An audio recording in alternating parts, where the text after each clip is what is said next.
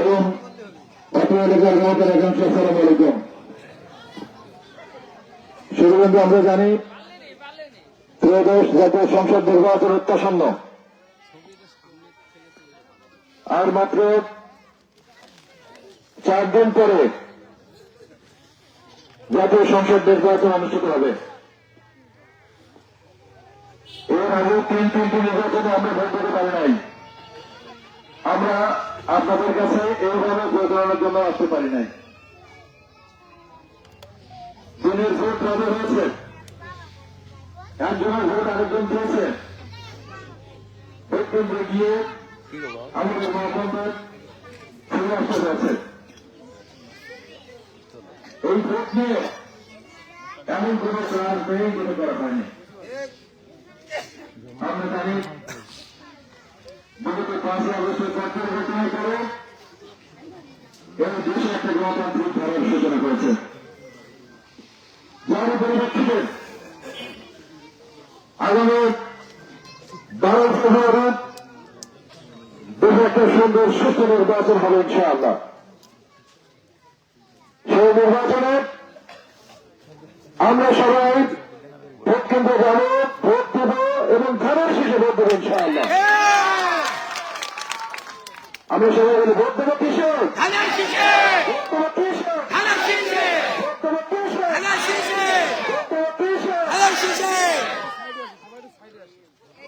আমরা যদি ধানের শেষে ভোট দিই তাহলে আমাদের নেতা তারেক রহমানের হাত শক্তিশালী হবে এবং তারেক রহমানের হাত যদি শক্তিশালী হয় তাহলে এদেশে দেশপ্রেমিক জাতীয় জনশক্তির সরকার গঠিত হবে। এই বাংলাদেশ স্বাধীন হয়েছে শেখ হাসিনা জিয়া রহমানের ডাকে। এই বাংলাদেশের ব্যবসা বাণিজ্য, এই বাংলাদেশের গণতন্ত্র, এই বাংলাদেশের কৃষক শ্রমিকের ভাগ্যে পরিবর্তন হয়েছে শহীদ রাষ্ট্রপতি জিয়া রহমানের মাধ্যমে।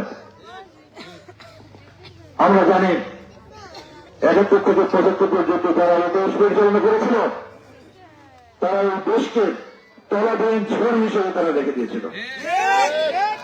শেখ হাসিনা জিয়া রহমান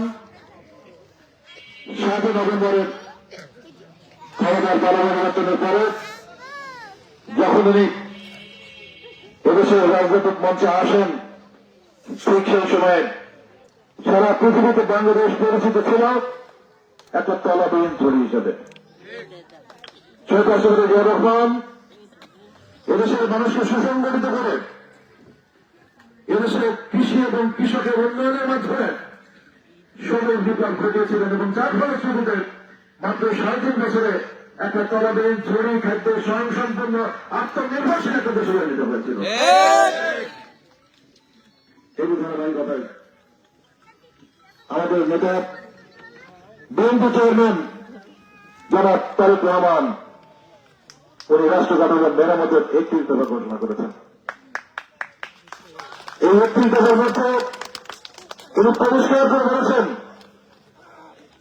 এই দেশকে যদি উন্নয়ন করতে হয়, উন্নতি করতে হয়, সমৃদ্ধ করতে হয় তাহলে আমাদের মা বোনদের উন্নয়ন করতে হবে, ক্ষমতায়ন করতে হবে।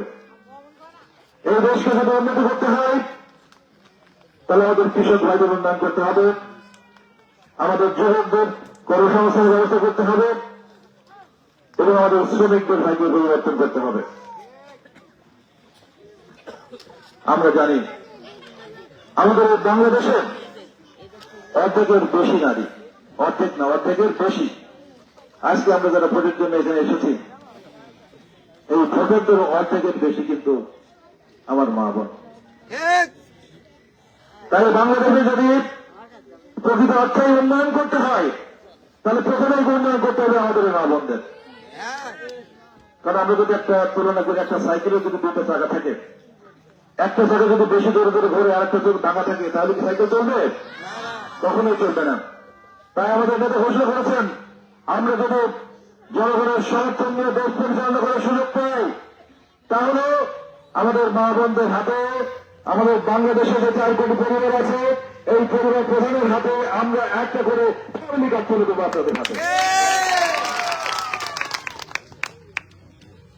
এই ফ্যামিলি কার্ডের মাধ্যমে আপনারা প্রতি মাসে 2,500 টাকা নগদ সহায়তা অথবা খাদ্য সামগ্রী পাবেন।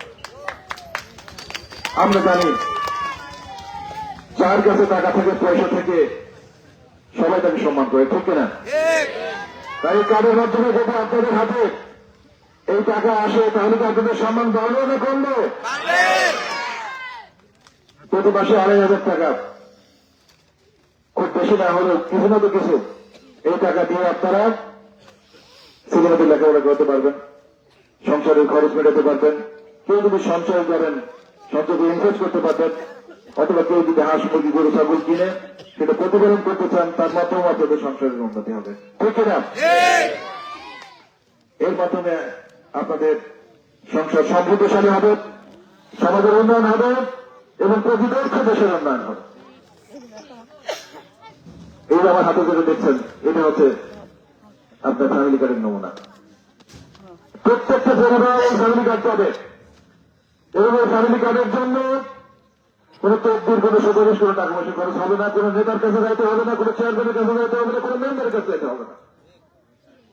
আপনারা যেভাবে ঘরে বসে ভোটার আইডি কার্ড পেয়েছেন, ভোটার আইডি কার্ড আছে আপনাদের, ঠিক একইভাবে আপনারা এই ফ্যামিলি কার্ড ঘরে বসে পেয়ে যাবেন ইনশাআল্লাহ।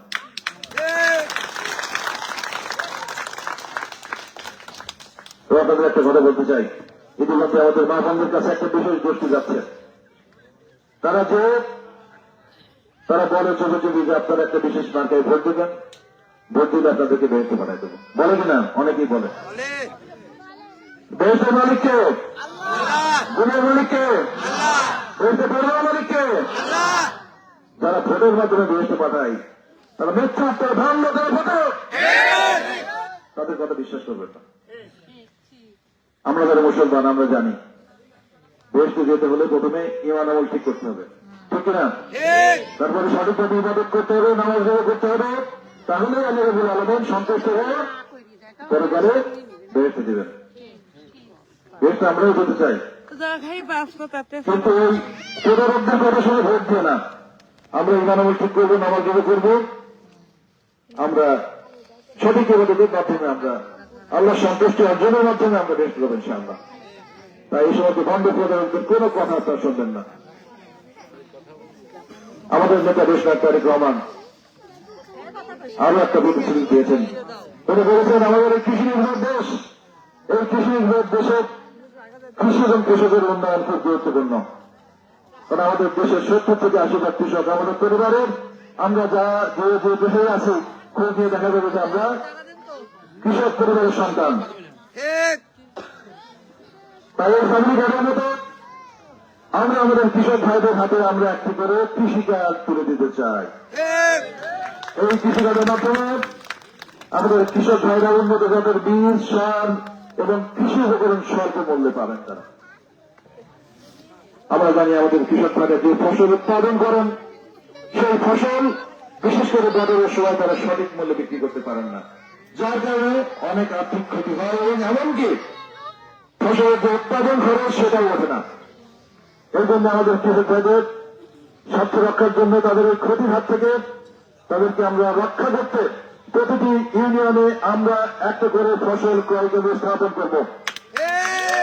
এবং এই সমস্ত ফসল ক্রয় কেন্দ্রে আমাদের কৃষক ভাইরা ন্যায্য মূল্যে ফসল বিক্রি করে তারা লাভবান হয়ে তাদের সংসারকে সুন্দর সুস্থভাবে পরিচালনা করবেন ইনশাআল্লাহ। আর একটা বিষয় না বললে নয়, আমরা জানি আমাদের এই বাংলাদেশে কখনো অতিবৃষ্টি, কখনো অনাবৃষ্টি, কখনো শিলাবৃষ্টি, কখনো সাইক্লোনের কারণে আমাদের কৃষক ভাইদের ফসল নষ্ট হয়, হয় কিনা? ফসলের ক্ষতির শিকার হন। এই কৃষিকাজের মাধ্যমে আমাদের কৃষক ভাইদেরকে আমরা কৃষি বীমার আওতায় এনে এই সমস্ত আকস্মিক ক্ষতি থেকে তাদেরকে আমরা রক্ষা করে তাদের সুন্দর সুস্থ জীবনের ব্যবস্থা আমরা ইনশাআল্লাহ করতে চাই। আমরা জানি আমাদের বাংলাদেশে একটা অনেক বড় সমস্যা বেকারত্ব। আমাদের অনেক তরুণ যুবকের চাকরি নেই। সারা বাংলাদেশে প্রায় 2.5 থেকে 3 কোটি যুবক বেকার, তাদের চাকরি নেই। আমাদের নেতা সিদ্ধান্ত নিয়েছেন আমরা প্রতিটি এলাকায় আমরা বিভিন্ন ভাষায় ইনস্টিটিউট করব। তাদেরকে আমরা চাইনিজ, জাপানিজ, কোরিয়ান ভাষা শিক্ষা দেব। তাদেরকে আমরা কারিগরি প্রশিক্ষণ দিয়ে তাদের সক্ষমতা বৃদ্ধি করে তাদেরকে আমরা দেশে এবং বিদেশে কর্মসংস্থানের ব্যবস্থা আর যতদিন এই কর্মসংস্থানের ব্যবস্থা আমরা না করতে পারি তাদেরকে আমরা বেকার ভাতা দিয়ে তাদেরকে আমরা স্বাভাবিক জীবন যাপনে আমরা সহযোগিতা করতে চাই। আমরা জানি আমাদের এই বাংলাদেশে প্রায় 3.5 লক্ষ মসজিদ আছে।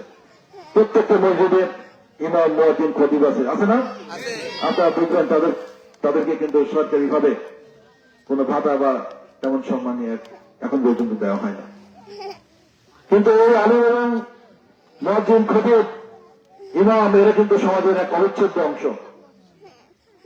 আমাদের জীবনের প্রথম দিন থেকে শেষ দিন পর্যন্ত ওনারা কিন্তু আমাদের সাথে থাকেন। ওনাদেরকে আমাদের প্রয়োজন হয়। ওনাদেরকে প্রয়োজন হয় ইসলামের প্রচার প্রসারের জন্য, দ্বীনি কাজের জন্য। এই জন্য আমাদের একটা সিদ্ধান্ত নিয়েছেন আমাদের এই ইমাম, খতিব, মুয়াজ্জিনদের আমরা সম্মানিত করতে চাই। আমরা প্রতি মাসে তাদেরকে আমরা সম্মান এবং ভাবের মাধ্যমে তাদেরকে সম্মানিত করে আমরা তাদেরকে সুন্দর সুস্থ জীবনের আমরা নিশ্চয়তা দিতে চাই।